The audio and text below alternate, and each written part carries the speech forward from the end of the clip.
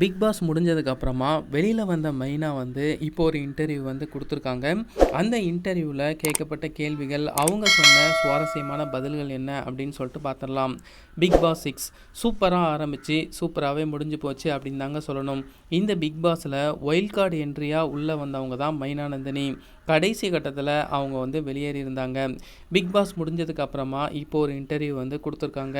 Big pass முடிஞ்சாச்சு, இப்போ எப்படி இருக்குது அப்படின்னு சொல்லி கேட்கும்போது, எனக்கு பெரிய மாற்றம்னு சொல்கிற அளவுக்கு எதுவுமே இல்லை.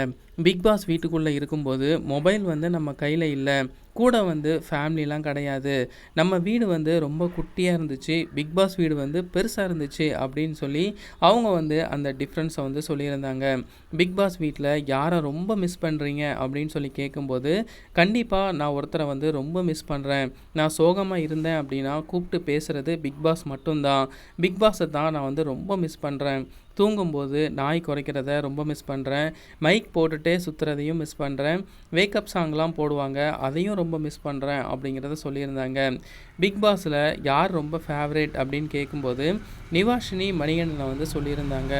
பிடிக்காதுன்னு சொல்கிற அளவுக்கு இந்த பிக் பாஸில் யாருமே இல்லை அப்படிங்கிற விஷயத்தையும் தெரியப்படுத்தியிருந்தாங்க.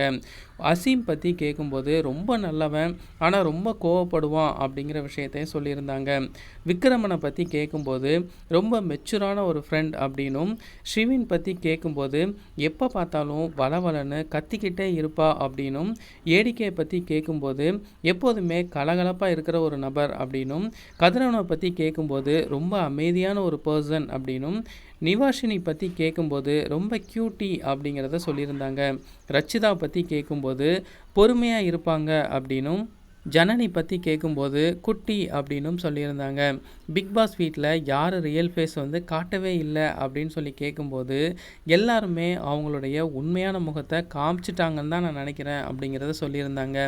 பிக் பாஸ் முடிஞ்சதுக்கு அப்புறமா பட வாய்ப்புக்காக வெயிட் பண்ணுறதா சொல்லியிருந்தாங்க.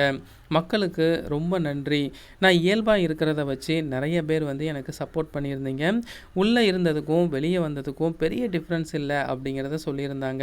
கான்ட்ரவர்சியாக போகாமல் எல்லாம் ஜாலியாக போயிட்டுருக்கே அப்படின்னு சொல்லி கேட்கும்போது, நீங்கள் அதை தான் எதிர்பார்க்குறீங்களா அப்படின்னு சொல்லி இந்த ஒரு லைவை வந்து கட் பண்ணிட்டாங்க.